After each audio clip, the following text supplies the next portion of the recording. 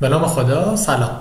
خب تو ادامه بحث میرسیم به لنگویج پروسسینگ. بعد از بحث استاپ وردا میرسیم به بحث نورمالیزیشن که یه بحث واقعا بلند بالاییه برای خودش. حالا میخوایم راجع به نورمالیزیشن صحبت کنیم. نورمالیزیشن گفتم واقعا بحث خیلی خیلی جدیه و اینکه چجوری نورمالایز بکنیم یا نکنیم واسه خودش کلی حرفه.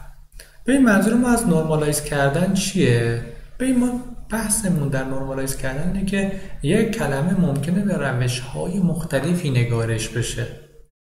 ساده ترین بحث، بذارید من بیام اینجا، ساده ترین قسمت اینجوریه. مثلا من میگم بیایم اینجا، من میگم مثلا USA گنده و USA کوچیک یا اصلا و U مثلا SA.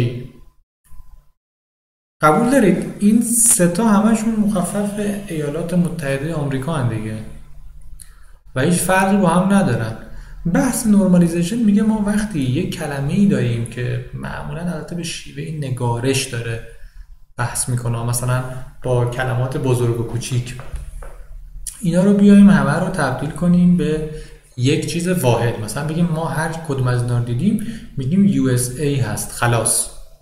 یه فیلتری رو میگه درست کنیم که وقتی من از این ور دارم کلمات و توکن ها رو میریزم توش، از اون ور یک سری توکن نرمال شده در واقع تحویل بگیرم که به این در واقع چیز به این میگن در واقع یک کلاس هم ارزی. کلاس هم ارزی در واقع میگه اینا همشون هم ارز با همن، همشون مساوی همن. یه جوری ساده ترین کاری که شما میتونید بکنید در زمینه نورمالایز کردن اینه که بیایید و توی زبانهای لاتین ساده ترین و اولین کار اینه که بیایم لوورکیس کنیم. یعنی اولین فیلتری که من میتونم در واقع نورمالایزیشن انجام بدم که هر توکن میگم لوورکیسش کنم، یعنی کپیتال کیس ها رو بیام لوور کنم. این اولین کاریه که میتونم بکنم. حالا یه سری کارهای دیگه هم توی کتاب هست که بهش اشاره کرده. نکته دوم، بذارید من بیام اینجا، بحث هایفن ها هست. مثلا مثل دش. مثلا ببینید من پاک کنم این مثال بزنم. مثلا یکسان در نظر گرفتن بک‌اند و بک‌اند. قبول دارید هر دوشون یه چیزن دیگه، فرقی با هم ندارن. تو لوور که مثلا در واقع مثلا یو اس گنده رو تبدیل میکنه به یو اس. حالا هایفن در آوردن یه ذره ممکنه پیچیده باشه. اینکه چجوری میشه یک هایفن رو بالا اصلاح کرد یه ذره داستان دارتره. قبول کنیم از اینکه یه فیلتر ساده بکنیم تو کنار بریزیم از اون ور لوور کیسش رو بگیریم. یه بحث دیگه هم که معمولا توی نورمالیزیشن معمولا ما انجام میدیم و خیلی بحث واجبی هست، نورمال کردن کاراکتر لول هست. یعنی چی؟ که بیشتر توی نگارش رخ میده. بذارید من اینجا مثال ها رو دو دقیقا از کتاب بزنم که دقیقا accent and diacritics. برید مثلا حالا اینجا نایف که معمولا خیلی چیز میکنن دیگه، نایف و مثلا حالا اینجا کلیشه هم گفته. بحث چیه؟ بحث دقیقاً در اینه. مثلا نکنید کلمه نایف رو در نظر بگیرید، اینجوری نوشته میشه، اینجوری هم نوشته میشه توی انگلیسی. نایف به معنی حالا بگیم کورکورانه، ساده انگارانه، چون اصالتا یک کلمه حالا نمیدونم لاتینی بوده چجوری بوده، آیه دو نقطه هم داریم.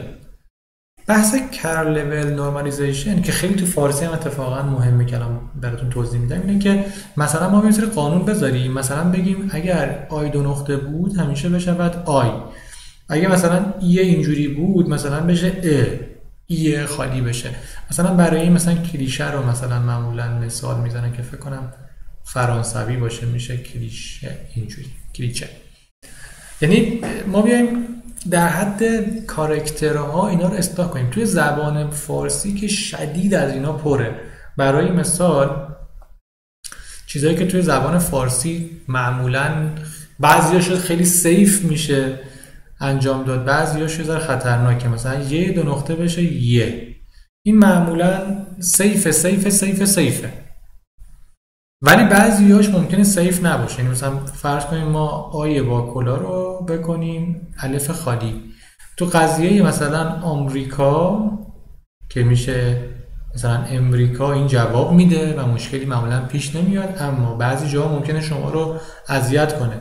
مثلا شما بیاید آبی رو بکنید ابی، یعنی طرف مثلا دنبال یه آهنگ مثلا ابی که بگرده، آهنگ های آبی رو هم پیدا میکنه و یه اصلا جواب مثلا دقیقا یه الف بعضی جاها درسته، بعضی جاها مثلا این معمولا یه دو نقطه و یه ساده، اینا معمولا جواب میده. در واقع این عربی که یا یای عربی به یای فارسیه، یا مثلا کاف عربی اینجوریه مثلا بشه کاف فارسی، اینا خیلی سیفن. یا مثلا معمولا این همزه اینجوری بشه اوی خالی، اینا معمولا سیفه. مثلا شما مؤمن رو بکنید مومن، اینا معمولا سیفه. ولی بعضی جاها مثل این آ و ا ممکنه برای ما دردسرساز بشه تو فارسی، خیلی جا اینا سیف نیست. یعنی باید حواسمون باشه که این نورمالیزیشنی که داریم انجام میدیم بعضی جاها ممکنه کارمون رو خراب کنه در حد کارکتر. خب دیگه من باید چی تو نورمالیزیشن بهتون بگم؟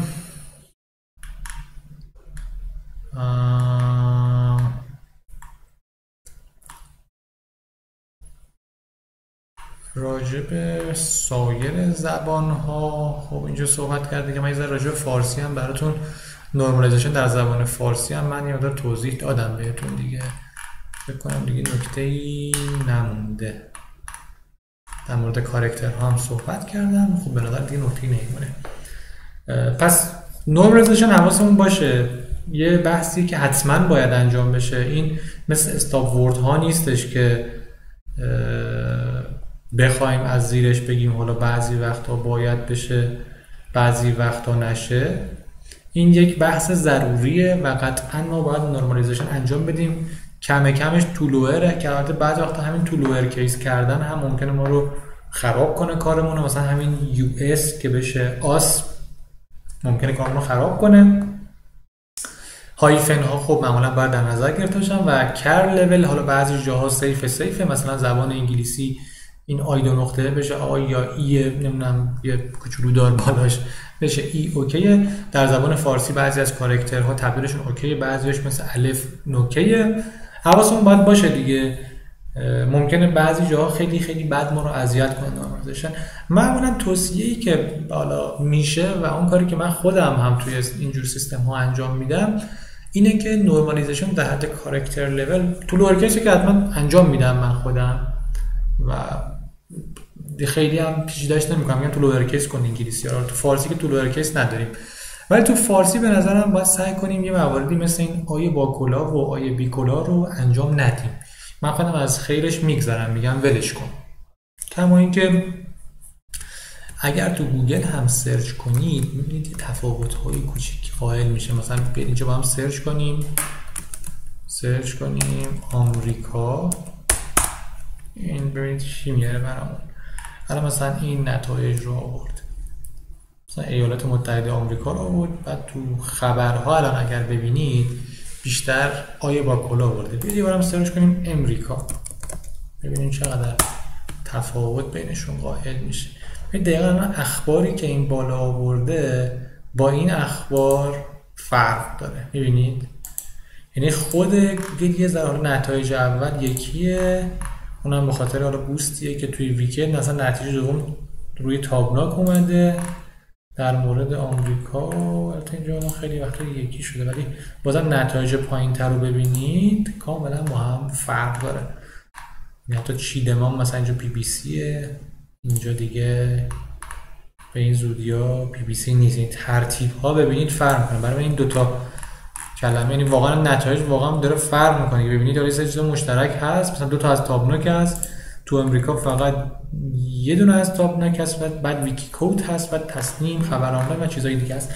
اگر واقعا ببینید خود گوگل هم داره به این دوتا فرق قائل میشه. البته مطمئن باشید که خیلی مدل ها و روش های خیلی خیلی پیچیده تری داره گوگل.